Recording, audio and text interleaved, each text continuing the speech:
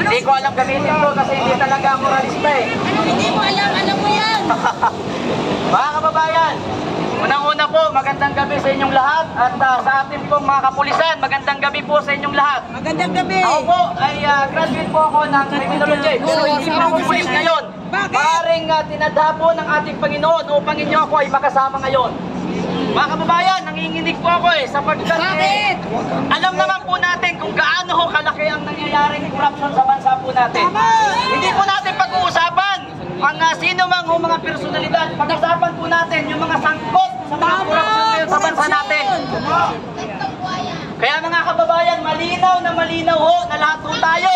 Ikaw man ay supporters ni Duterte, Marcos, Pinklawan, ay apektado tayo ngayon dahil sa mga matinding pagbaha sa bansa natin. Sapagkat ito, nakikiusap ako. Baka naman pwedeng magkaisa muna tayo. Magkaisa!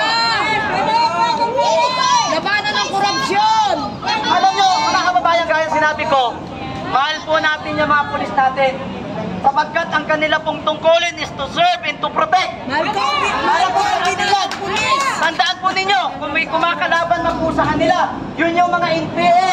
At hindi po tayo yun, kaya huwag po natin, sumunod po tayo kung ano po, sapagkat yan po ay trabaho lamang nila at utos lamang sa kanila na nakakataas po sa kanila. Mahalin po natin, kasama po natin yan.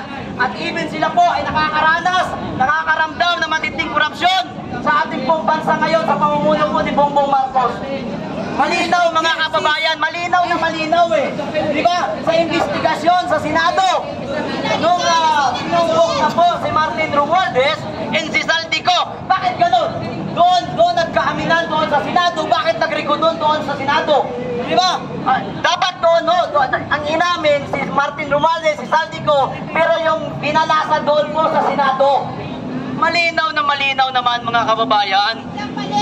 Malinaw naman ano ang pinakadahilan kung bakit pinalitan po nila si Senate President Escudero. Ganito lang yan Actually, si Senate President Escudero, collateral damage lang yan.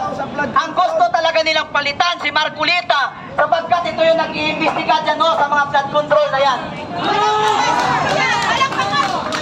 Mga kababayan, nakakagalit na po sapagkat mayaman po yung Pilipinas sana Actually, masakit lang kasi kaya po ako nanginginig kasi ang sakit sa dibdib Mga kababayan ko, nakikita po natin, ito po, tandaan po ninyo, yung pro-government po na nagrarally, ito po, dala ang flag ng Pilipinas at kung hindi ang kung ano man mga flag na nakikita po natin.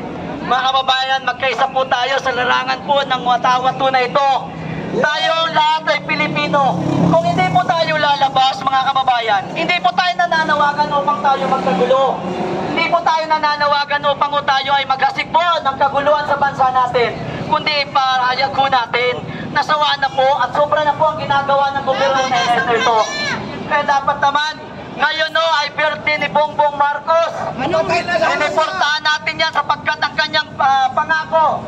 Alam mo dati, naalala ko dati nung high school ako, mga kababayan, durog na durog ang mga Marcos, alam nyo yan. Sapagkat nga po, nakikita natin sa media noon na masama ang mga Marcos. Pero ngayong pagkakataon na ito, binigyan sila ng pagkakataon na maiayos ang pangalan ng Marcos. Pero ito ang ginawa nila. Lalo dinungisan ni Bongbong Marcos ang kanilang apelyido na which is mga kababayan, nakikita natin ang matinding korupsyon ngayon. Ngayon, kung dyan lang kayo sa mga cellphone po ninyo, baka pwede naman magbigay po tayo ng kunting panahon para naman po ito sa mga susunod na henerasyon. Tandaan po natin, tayo po ay may mga edad na, mga kababayan. Ikaw lang yun! Darating po yung time at mawawala po tayo. Paano naman po yung mga kasusunod po ng henerasyon, mga kababayan? Diba? Ito matindi. Kunting ulan lang, bahala. Alam ko naiintindihan naman ito ng ating mga kapulisan. Kaya malin po natin yan sila. Ngunit wala lang po sapagkat ang kanila pong ginagawa ay tawag ko ng tungkulin. Mga kababayan ko, kunting ulan lang, bahala. Hindi lamang po sa isang location, kundi sa iba't ibang location ng ating bansa.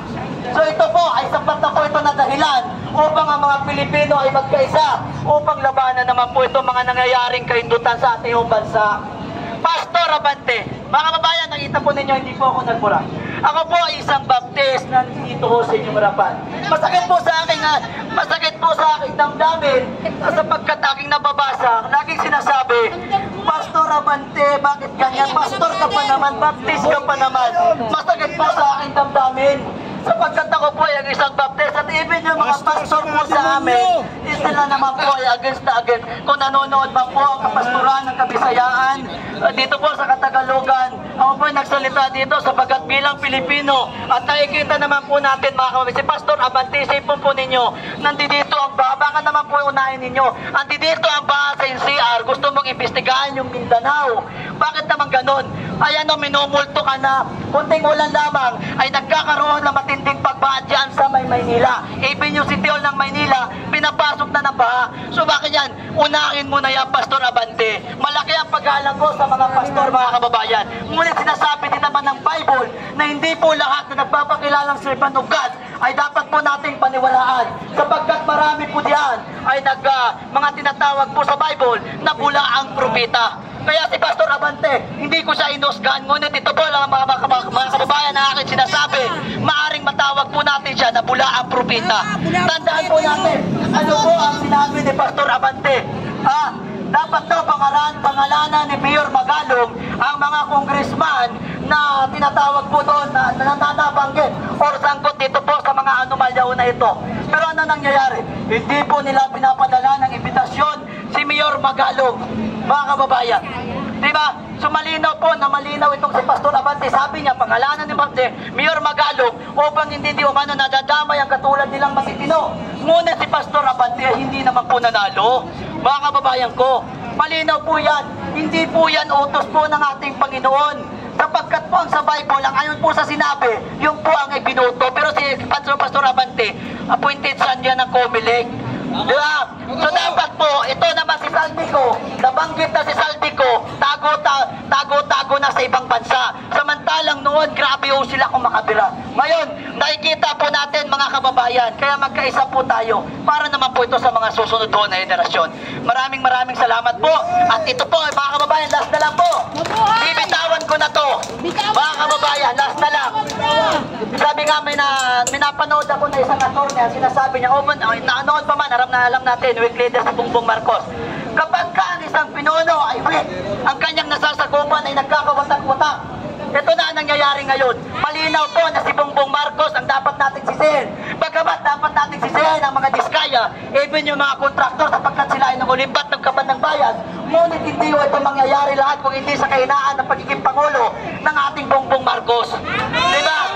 Malinaw po yan na malinaw.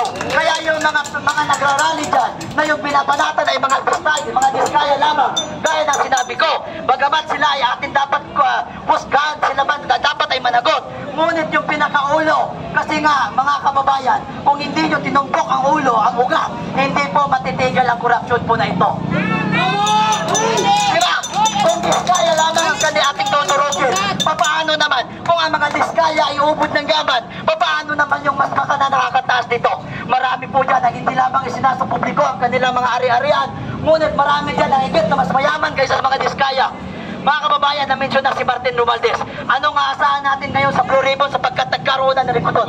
Mga kababayan, anong atin aasahan sa Kongreso? Sapagkat naman ang Kongreso marami mga involved dyan.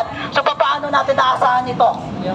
Paano natin? Kaya tayo po ang bibigayon ng solusyon. Magsama-sama po tayo kung patinyawan na kayo naman din ay nahihirapan. Alam nyo, kapag ako'y pumupunta sa Maynila sa orasyon ng baha, naawa po ako sa mga senior citizen. Even yung PGS, binabaha na dapat yung takbuhan ng mga kababayan natin na mayroong mga sakit. Dapat yan yung pinaka-secured na lugar para po sa may mga sakit po natin ng mga kababayan. Pero anong nangyayari? Diyos ko naman, diba, ang nangyayari na sa PGS, pinapasok na ng baha.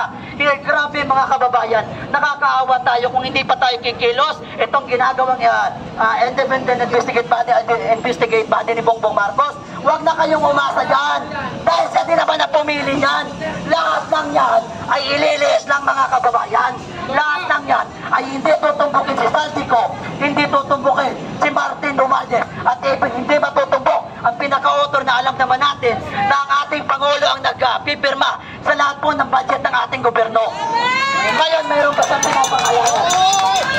pangalanan na po ng Diskaya si Martin Romualdez.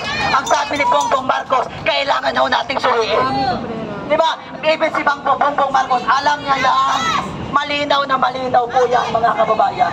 Yun lang po, maraming salamat. And once again, Mabuhay ang idol ko! sa ating mga kapulisan, mga sir, magandang gabi po sa inyo. Batid ko po na lahat tayo ay nakakaranas ng matinding pagbaha, matinding korupsyon, yung nangyari doon sa Senado na sa Senate, even sa Congress na mga limpak-limpak na pera.